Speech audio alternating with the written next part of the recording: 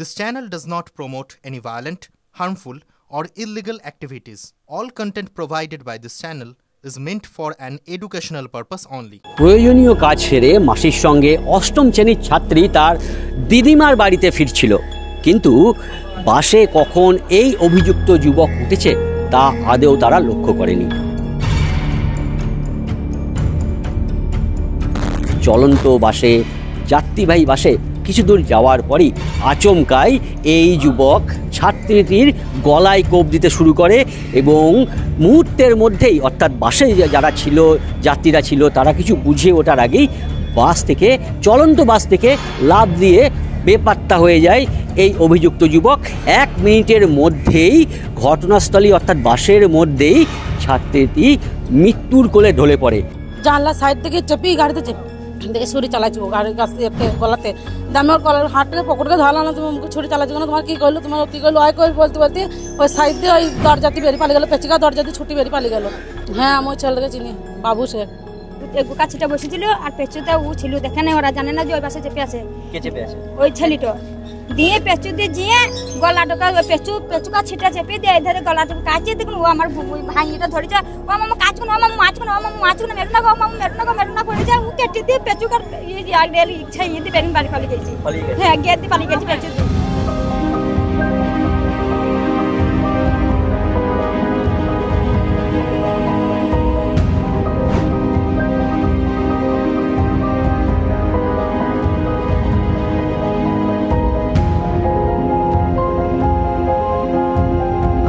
এই যে বাস দেখা যাচ্ছে, বাসটি আজকে কেতুগ্রাম থেকে বাসটি যাচ্ছিল এবং এই বাসে এই যে জানলা, এই যে সেকেন্ড জানলা, এই জানলার ধারেই ছাত্রীটি বসেছিল, ঠিক তারপরেই তার মাসি বসেছিল এবং এইখানেই এই যুবক আচমকায় এই ছাত্রীটির গলাতে কোপ মারতে শুরু করে। এখনও দেখা যাচ্ছে যে রক্তের দাগ লেগে রয়েছে এই বাসের জানলাতে এবং এইখানেই, অর্থাৎ এই বাসের মধ্যেই এই ছাত্রী মৃত্যুর কোলে ঢলে পড়ে।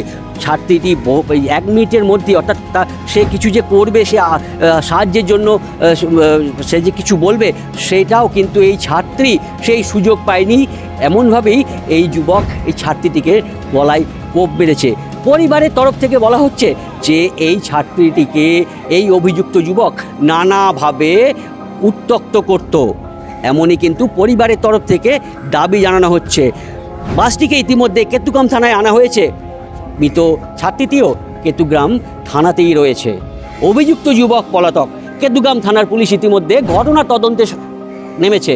অভিযুক্ত যুবকের খোঁজে বিভিন্ন জায়গায় তল্লাশি চালানো হচ্ছে, কিন্তু এই ঘটনা চোখে আঙুল দিয়ে দেখিয়ে দিল মহিলাদের নিরাপত্তা ঠিক কোথায়। চলন্ত বাস, যাত্রীবাহী বাস, সেই বাসে প্রকাশ্যেই দিবালোকেই এক ছাত্রীকে তার গলায় কোপ দিয়ে খুন করা হলো। স্বাভাবিকভাবেই এতে প্রশ্ন উঠছে, মহিলাদের নিরাপত্তাহীনতা তারা ভুগছে, মহিলাদের কোনো নিরাপত্তাই নেই। কৌশিক দত্ত, TV9 বাংলা, কেতুগ্রাম।